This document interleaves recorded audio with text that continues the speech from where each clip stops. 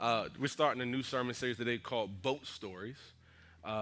And last year I went fishing for the first time in my life. I had a ball. Any fishes in the house? Okay. Now listen to me. Listen to me. All you men. Well, June 21st, I'm having my first men's meeting called the Lions Den. I thought, see, if Arshell would have said I'm having a women's meeting, they would have went crazy. And then I say I'm having a men's meeting, they like, so? Good for you.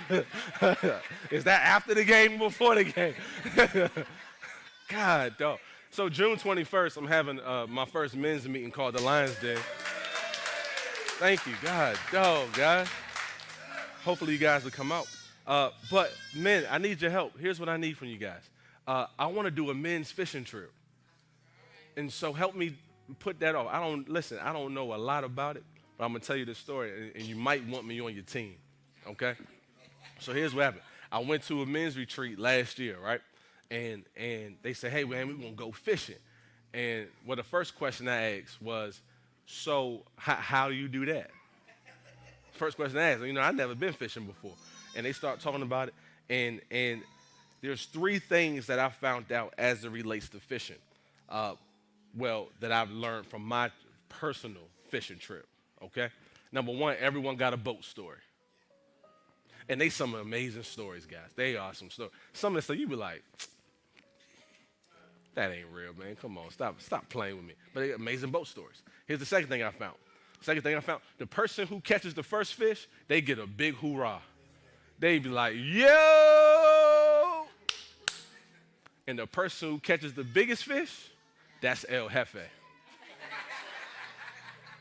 So they telling these stories, Sammy, right? Telling these stories about, going fishing and all that stuff. And I'm kind of like, you ever like been in the conversation but not in the conversation? Anyone ever been there? That's kind of how I was. I ain't like it. I'm like, nah, I'm gonna be a part of this conversation. And I'm going fishing too. Have you ever been fishing? They was like, no, you got your gear? My gear? I ain't realized this is like a real thing. So I had the I had the stuff that they give you, like the supplies that, that's come standard. I had standard equipment. Everybody else, they got sonars and tackle boxes. That's what they call. They got all they little type of bait and all that stuff. And so here's what I do. Y'all know y'all pastor. I'm for real. This is true story. I promise you, true story. This is what I do. Everybody, they're getting ready to get in these boats, these little, like, canoe little boats. They got a little motor and all that, and there's 2 people in the boat. It's about 12 of us out there. I get in my boat, and everybody talking. I said, fish, get in the boat. And everybody, they looking at me like I'm crazy. Everybody's sitting there, because they trying to get all their stuff. They laying. All I had was what they gave me. So while they doing all that, I said, fish, get in the boat.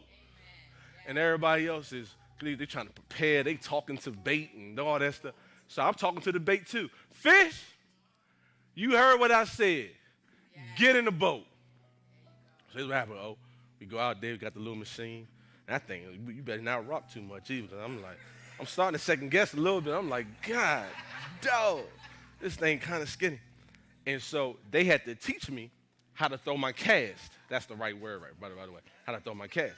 So they get it out there, and I take that thing.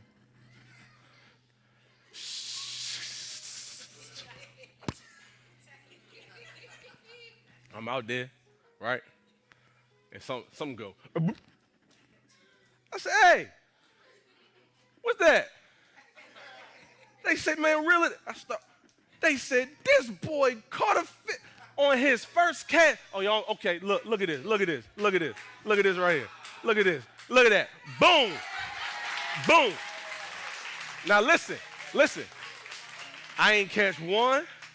I ain't catch 2. I ain't catch 3. I caught 4 of them bad boys. The most, the biggest, and the first. El Jefe. And so here's what happened. I only threw it out there. I threw out 8 of them. I caught 4. I said, I'm going to leave y'all the rest of them. I already know how to do this. I'm going home. Going home. Now, that's a boat story. You hear what I'm saying? And it's a true story. And man, I could teach the faith in that thing because I took what I was given, didn't have what everyone else had, but I had some faith in me. I told them fish, get in the boat, and they got in the daggone. You hear what I'm saying? Okay, Peter was a fisherman. He was an experienced fisherman. It was what he did by trade. That was his profession. That was his job. And so if it's one thing he had as well, was probably some boat stories. But what I want to do, though, is I want to look at least over these next 2 weeks, some boat stories that I think Peter would have told after the fact. So we're going to look at them as they happen currently in Scripture. But I think these are stories that would have told. In fact, we know that he told us because we read the Bible, it already occurred. You hear what I'm saying? So I want to look at this boat story found in Luke chapter 5. Luke chapter 5, verse number 1. Check this out. I'm going to read it in two different translations. I'm going to do ESV and I'm going to do TPT. But let's do ESV first. Or you can do two. That's fine. That's fine. On one occasion, Jesus was preaching to the crowds on the shore of Lake Galilee. And there was a vast multitude of people pushing to get close to Jesus to hear the word of God. Okay, let's keep going. He noticed two fishing boats on the water's edge with the fishermen nearby, rinsing their nets. That's important. Rinsing their nets means that they were done. I'm finished. So they went out all night.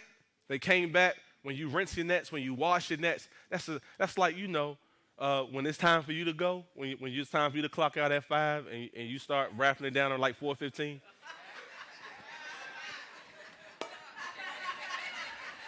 Right. So they're rinsing their nets. Why did I do that? Like I got to find my place all over again. Okay, but they're rinsing their nets, and it's just saying the day's over.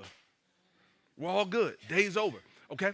And so Jesus climbed onto the water's edge, fishing and rinsing it. Okay, Jesus climbed into the boat belonging to who?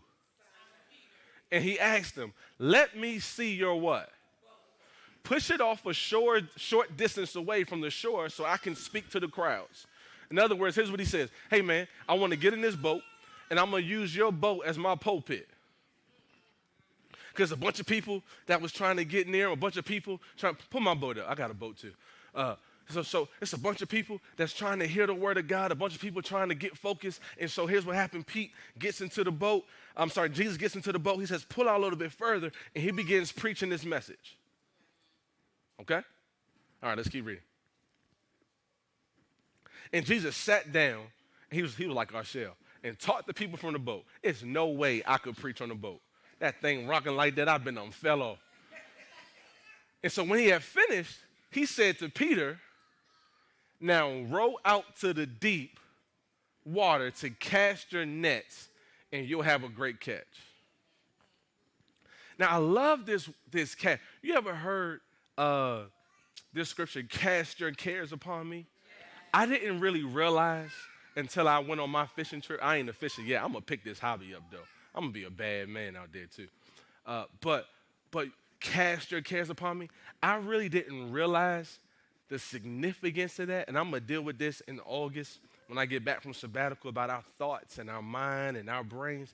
But that cast, that's not like, oh, let me give it to Jesus. That cast is like, woo. Okay, so he says, man, I need you to go out into the deep and cast your nets, and you're going to have a great catch. Okay, now you got to understand this. They just got finished rinsing their nets, yes or no? In other words, they just shut it down. Derek, that's like me, like okay, you shut your computer down, and somebody say, I don't got a corporate job, but I understand that when those computers shut down, like they shut down. It's some work to get that thing up and running and going. So imagine if you shut your work day down and your boss come in at 5:02 and say, hey, man, it's time to meet. Someone say overtime. but like to start it back up, they just washed all those nets. And so Jesus pretty much said, hey, man, get back out there and let's do it again. And so he goes, Master. Now you have to understand that Master is not him recognizing or honoring Jesus as Lord. Master in this day was a term of just authority. I recognize the authority that you have. It's like me. I'm a pastor, right? And so when I show up, people say pastor, but it ain't the same way as like if some of y'all said pastor. Matter of fact, because I can go some places, right? I love when I show up to some of y'all with some of y'all. Y'all be like, this my pastor? Y'all say that with like some, this my pastor? You haven't heard about him before? You don't know, like, how they know who I am, man? Come on. But versus like, hey, pastor, come in. Is there someone who does? So this master, because I think sometimes you can read it and you think he was like acknowledging him as Lord and Savior. That's not what he was doing. He was just being respectful. So he says, Master, Peter replied, we just got back from fishing all night. Oh, and we didn't catch nothing. No, you gotta see, you gotta put yourself there. And he's being respectful because Jesus just hijacked his boat. He just preached to the crowds. Who knows? Imagine, come on, this Pete, we know Pete. Pete probably perturbed a little bit. He like, you was up here rapping all morning.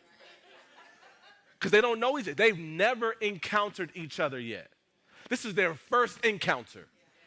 He hijacked his boat. He preached. Let's just say it's just for a nice hour. Let's say it's for 35 minutes. Well, after you've been out all night and you on work all day, I don't care if it's 10 minutes. Wrap it up.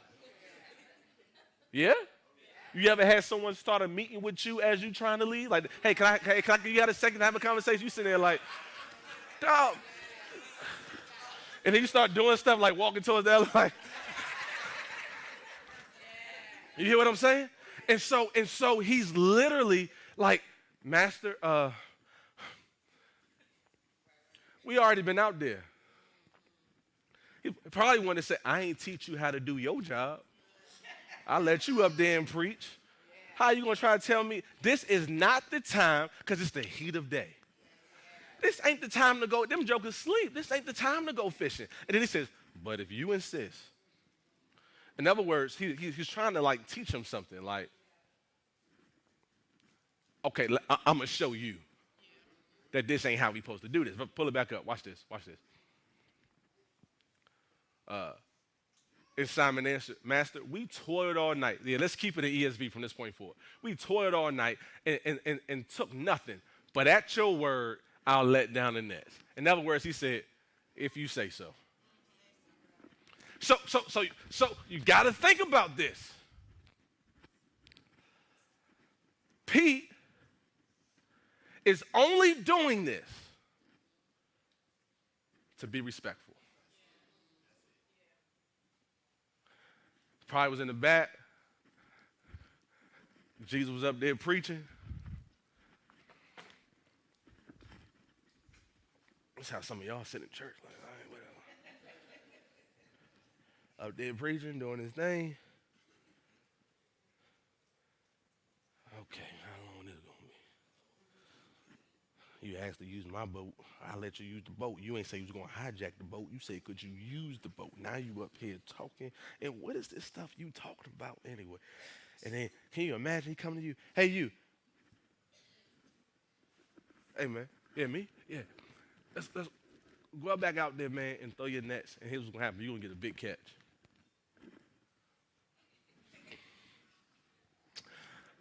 I do this. But okay. I don't wash my nets. Picks them up. Now, because he barely probably even thought, because you know, you got expectation, and you cast, you going. Okay. Because, how do you know? That's why I love the ESV version. See, the TPT is cute, but you get to these ESV and the iNgages, the words matter. He's a fisherman. He's supposed to do what? Look at what he does.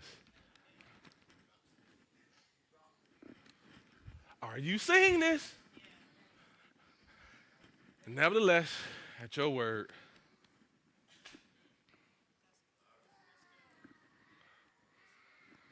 and then look what happens, verse 6. Watch this.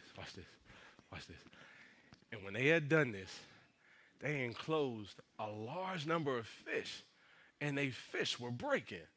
Because you got to understand, it's the nets, right? So they throw it in there. When he went to pick them nets up, he thought he was going to be able to go like this. Told you. I need you to see it. Let it down.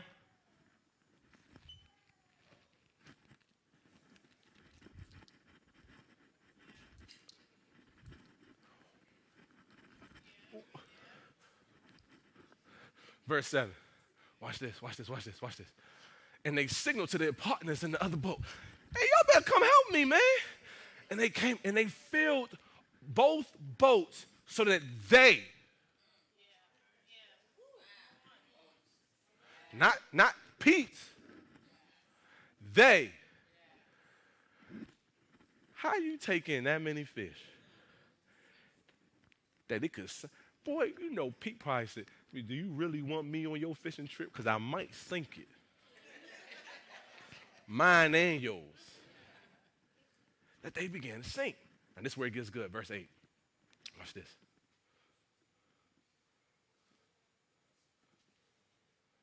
Someone give me a Bible. Okay, there you go. But when Simon Peter saw it, he fell down at Jesus saying, depart from me. I'm a sinful man. I love, King James Version says this. King James Version says, when he realized what happened. And it's so easy to think that this is about fish. Had nothing to do with fish. It had everything to do with who is this man on my boat? Here's what he realized. Oh, I just let on someone. Who in the world have I invited on this boat that I would ever, like, he is having, here's what it's called. It's called Kairos. Kairos. It's a Kairos moment. It's the, what Kairos means is it's the opportune time. It's a moment that stops you dead in your tracks, that leaves you in awe to the point where you have to make a decision about what just occurred. Here's the moment he's having. He's having this moment like, wait a second. I was out here all night. I caught nothing. I'm an experienced fisherman. I know there's no fish out there. And now I invite this man named Jesus onto my boat. And all of a sudden, I went from catching nothing to having overflow. Wait a second. What's happening here? And so it's worthy and it demands a response. It's okay. My mother, for our first 10 years, it was me and her. Okay? Y'all probably don't know anything.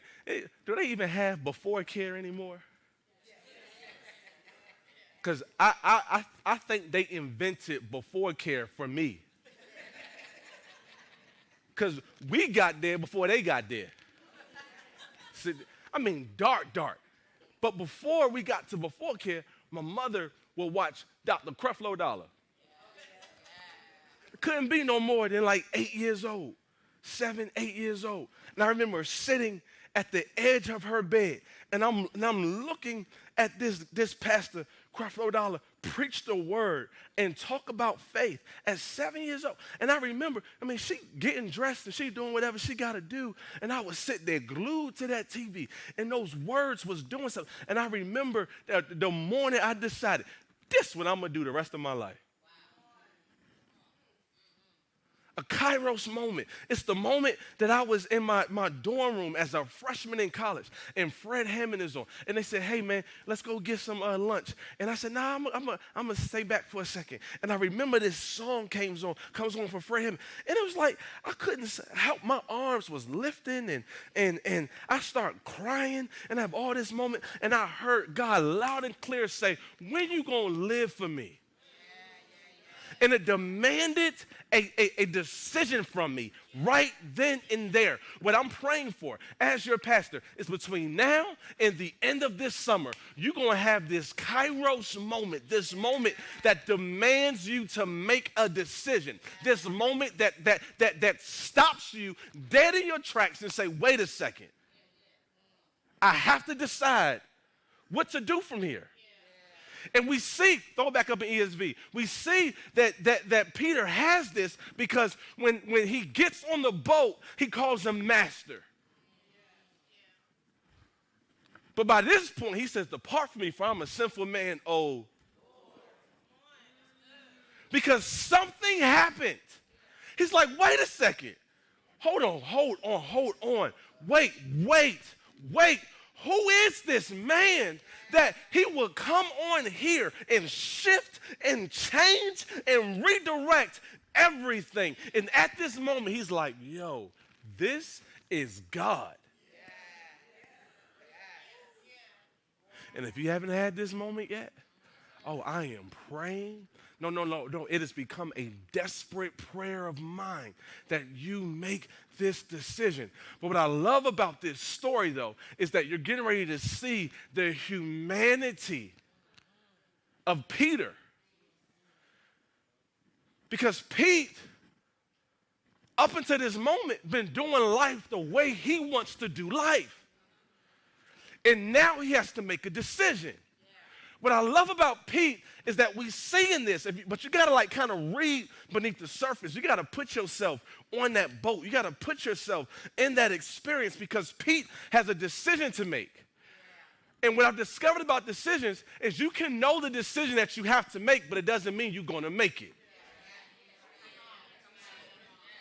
Because a bunch of you in here that know what you're supposed to do, but it don't mean you do it. In fact, what I discovered is many people know exactly what they're supposed to do and don't do it.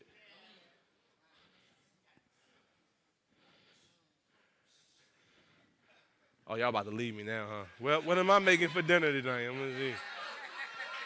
I just seen all y'all go just like this. Your mind just went to dinner and the finals and everything else. But the problem is that, no. You've got decision. No, God has been too good. Jesus has been too real for us not to make a decision. And so here's what happens. He's in fear. How do we know? Keep reading. Watch this. Oh, I got to hurry up. He's in fear. He says, for he and all who were with him were astonished at the catch that they had taken in. Verse 10. Watch this. And also were James and John, so Zebedee and partners John. And Jesus said to Simon, don't be afraid. Stop right there. He says, don't be afraid. I love TPT. TPT says, don't yield to the fear. We know what yield is. Yield, we talked about it last week. To submit into what? Surrender. To submit into surrender. And so Jesus is looking at Peter, because you got to stay at this point. They're standing face to face. This boat ain't that big. Put my boat back up there. This boat is not that big. This boat is looking face to face, and he's saying, okay, Pete, don't be afraid. So I had to ask myself, what would he be afraid of? And I can't prove it, but I just started thinking about, like, if I was Peter, being a man, if I was Peter, here's the number one thing I would be afraid of. That you're asking me to leave behind something that I know works.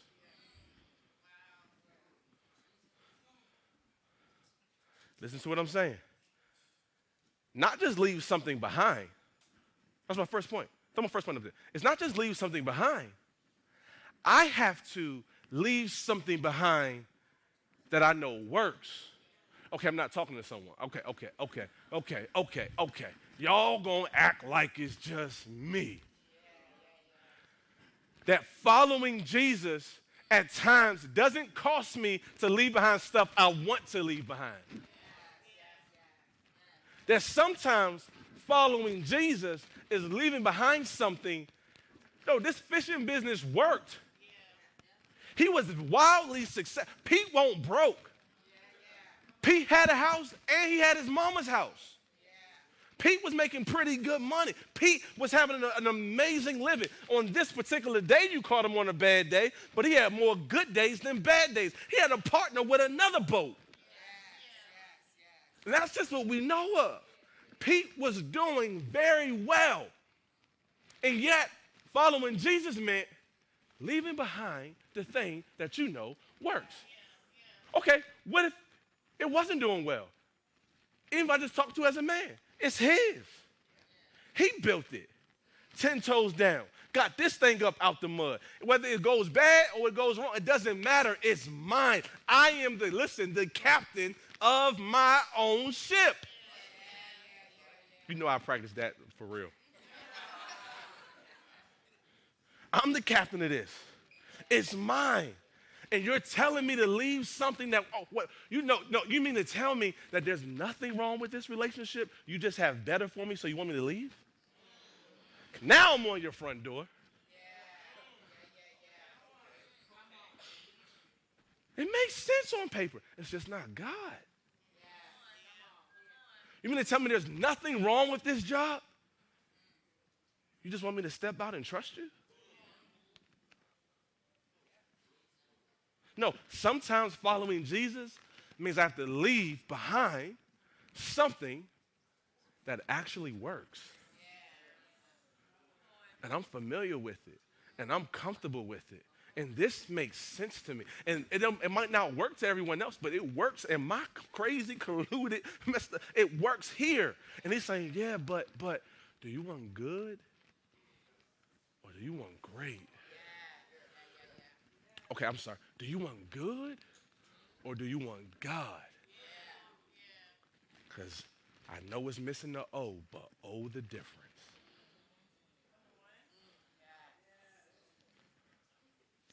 What do you want? Sometimes I got to leave behind something that works. But the second thing that I think he would be afraid of is that then means I have to then give up. Here's this word we hate. Control.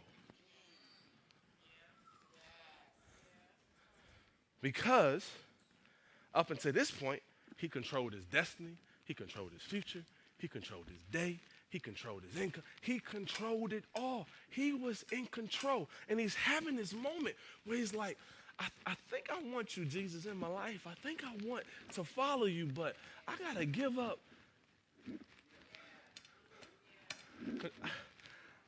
I can't do it my own way no more. I'm not going to direct this thing no more. Ooh, and this works. Ooh. And I love how Pete is looking at him, and he's like, man, don't you be afraid. But why is it that we struggle with the giving up control? Like, we can give people a whole lot. But when they come to this control thing, we like, hey, you better back up. But Jesus was teaching in Matthew chapter number 10. Watch this. Verse number 39, I believe. He says, whoever finds his life will lose it. And whoever loses his life for my sake will find it. Here's what he's saying. Hey, if you really figure out how to control your life, you're actually going to lose it. But we see that though, right? Like we do everything we can to control our personal life, control our marriage, and make sure the kids are good, that the bills are good, and they get into sports, and this is going well. And by the time we figured all this stuff out, we're like, yo, what the heck is going on?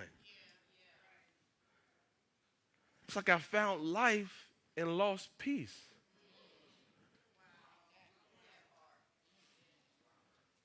It's like I found the relationship, but then I lost wholeness. And he says, but here's the deal though. If you'll lose it, in other words, if you'll stop trying to control it, if you stop trying to do it your own way and just trust me, it's going to be this amazing thing that's going to happen. You're going to find your life. In other words, here's what he's saying. If you're in control of it, you haven't started living. If your life is completely under your control, then you have not started living life yet.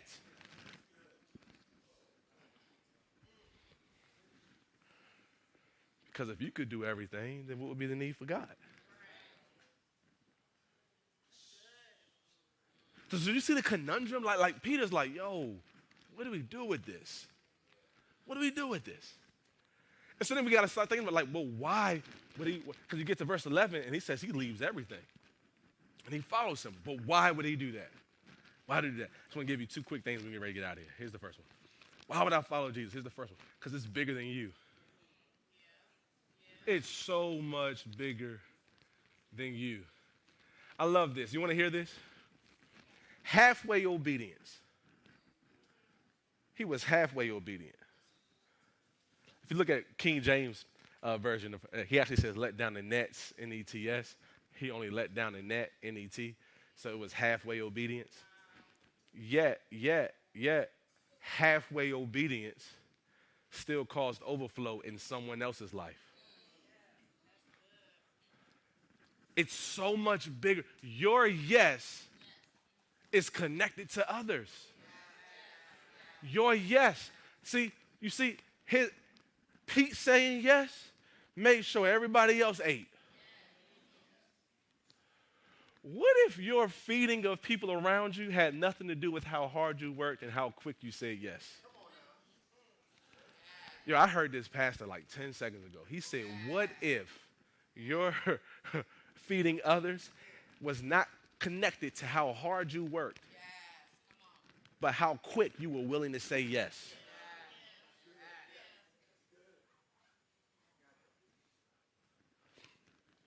But here's the other thing. Can you give me verse 9 again? I need you to see this.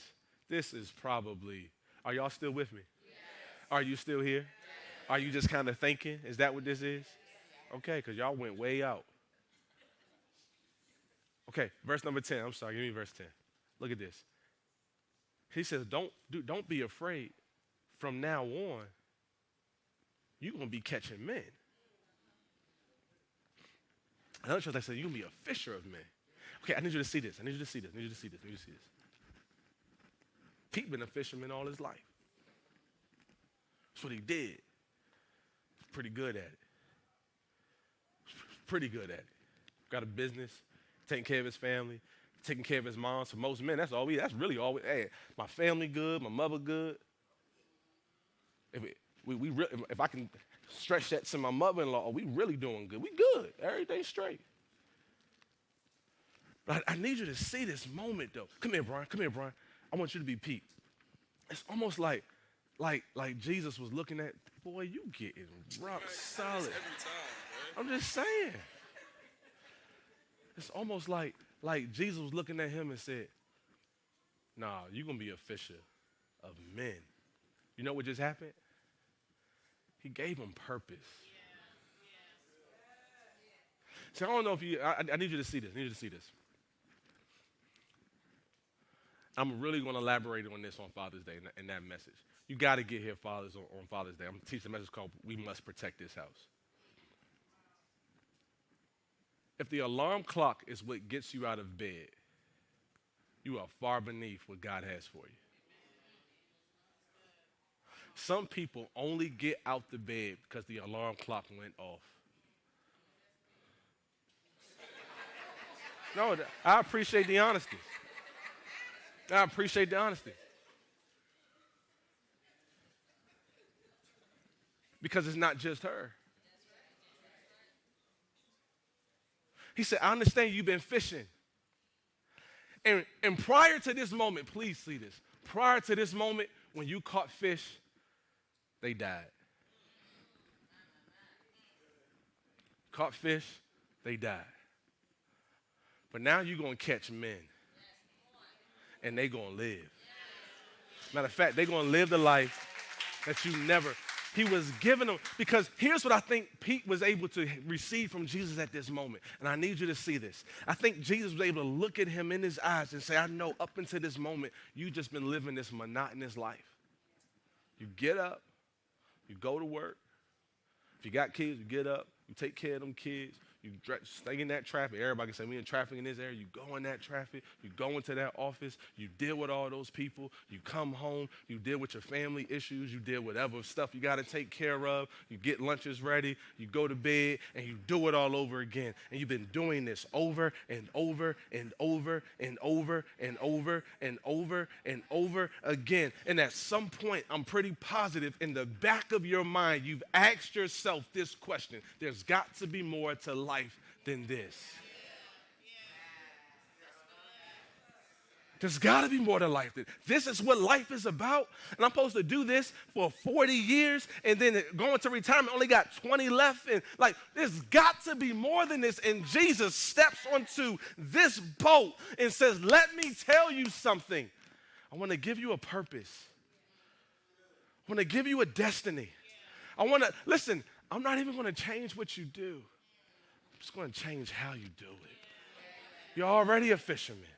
But now I'm going to make you fish with purpose. You're already a teacher. I'm going to put some purpose behind teaching. You're already whatever you are, but I'm going to put purpose behind it because it's much more than just you punching a clock. No, I'm putting you to sit down. There are lives at stake. Now, I asked him this in the 840. I asked him this. You've been a believer for how long? I don't know. Some of y'all all your life. Some of y'all most of your life. Some of you at least the last 5, 10 years. Here's my question, though. When was the last time you led someone to Jesus?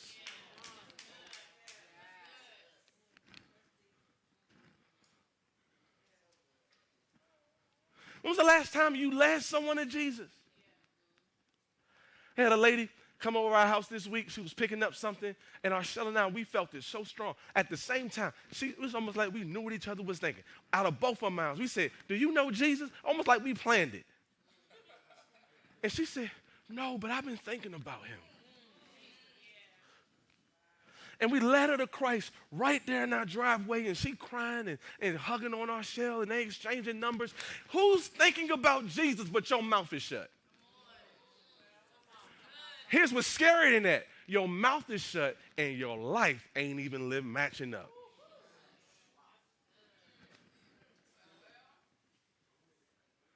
But they're going to be the first one to say, thank God, he's showing off. What are we doing? And he's saying, no. I'm going to give you a purpose. I'm going to wake you up to the fact that this thing is much bigger than you. And here's the second reason why you got to follow him. Because this thing is better than you could ever imagine. I'm a 90s baby. So I grew up watching Hey Arnold. Y'all got y'all stories. I got my Hey Arnold. There was this one episode called Stoop Kid. Y'all know Stoop Kid? Do y'all remember Stoop Kid? Stoop Kid sat on that stoop, and he never left. And they spent this whole episode trying to convince Stoop Kid that he needed to leave the stoop because the world was much bigger than these 3 steps. And you just got to come off of it. You got to get off the stoop. And they made fun of him, and they would throw stuff, and they do all of that, and they would try to get him to come off, and he would get to the edge of this step, and this fear would grip him, because it was the unknown, it was the uncertainty. It was like, I've never stepped off of this before. I don't know what happens if I step off. And so as much as he could be antagonized, or as much as he could be enticed, he would not leave because the unknown was that uncertain. They even sung a song, Stoop Kids Afraid to Leave the Stoop. Stoop kids afraid to leave the stoop. Stoop kids afraid to leave the stoop. And he would never leave the stoop. I think that's how Pete was. He was attached to this boat. And he was in this boat, never leaving. And some of us, you've been on a proverbial stoop or in a proverbial boat, where the uncertainty and the unknown has got you so terrified that you'll deal with whatever the stoop or the boat gives you than to trust that there's a great, big, bold world out there full of faith that God has for me. So you rather just stay in a little 9-foot long, 3-foot wide boat. I'm sorry, you rather just stay with the comfortability that you know. You rather just stay with the stuff that you don't like, but at least you know it. You like the people of Israel. You rather go back to Egypt in slavery because at least you know that devil. And some of us have gotten comfortable with the devil's here and the comfortability here and the whatever is here. Like we're okay with this, even though God's like, no, get off the boat. Would you leave the boat and follow me? Let me tell you what would have never happened if Peter would have never left the boat. Peter was witnessing miracles firsthand. Peter was actually used to perform miracles. Peter, because he left the boat, got to see Moses and Elijah and Jesus transfigure into God on the mountain because he left the boat. Peter was preaching to thousands of people. Peter, man, because he left the boat, he was walking, and they were trying to get to Peter so he could heal people, and they couldn't get to him. So they threw someone in Peter's shadow, and his shadow healed him. Why? Because Peter left the boat. Peter got to cast out demons. He set captives free. He preached the gospel all around the world. I don't know if you know this, but the gospels is Matthew, Mark, Luke, and John. Mark was the first gospel that was ever written by John Mark, but it's written from Peter's perspective. It was Peter sitting down. John Mark was the ghostwriter. Then he said, I'm going to give you something better. I'm going to give you 2 books that I'm going to write, going to be put in the Bible that's still impacting millions of people because he wasn't afraid to get off the stoop. He wasn't afraid to leave the boat. And he did this little thing we're going to talk about next week called walk on water because he was not afraid to leave the boat.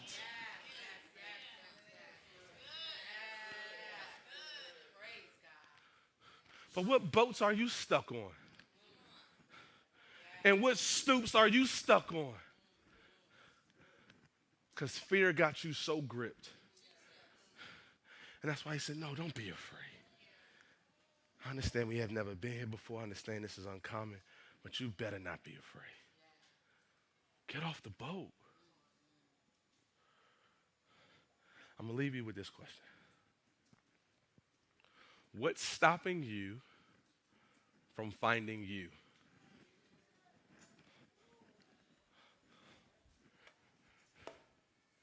We're going to talk about this next week. Because Pete got a crazy boat story. He walked on water. He got out the boat and walked on water. And I'm going to give you just a little preview, but you better get here next week. Since we're talking about getting out of boats. It's incredible to me, Mom, that some people rather drown than be obedient to God's instruction. He said, come. And some people would rather be in a boat that's sinking than following instruction from God. I'm going to preach walking on water like you ain't never heard it before next week. Because Pete was in a storm of his life. And contrary to popular belief, Jesus didn't save him. Pete was obedient. But you got to come next week. Come on, let's pray. God, thank you so much for being so good. Thank you for being so great and so awesome, so mighty. Father, help us to get out of our boats, man. To follow you, to trust you.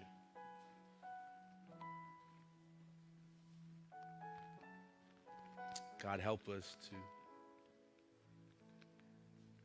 get away from our own stuff that keeps us tied to the stoop or the boat. Help us not to surrender and submit to fear, God, but to live a life of faith. Knowing that when we invite you into our life, Lord God, we'll see things like we've never seen them before. So we trust you, we honor you. I want to pray for one more person today. I want to pray for the person that says, hey, I want to give my life to Christ. Maybe this will be a Kairos moment. Like, I got to make a decision. I'm going to follow God. I haven't been doing it. I've been running a little bit, but no, I'm going to follow him. I know what decisions I need to make, and I'm actually going to walk away from those decisions that I've been running from, or walk towards those decisions I've been running from, and make a good decision today. And maybe for some of you, the first one is just saying, Jesus, I want you into my life. And so if that's you, we're not going to ask you to come to the front or to raise your hand, anything like that. We just want you to say this simple prayer after us. And on the count of three, let's just say it together. One, God loves you. Two, your life will never be the same. Three, come on, let's say, God, today, I give you my life.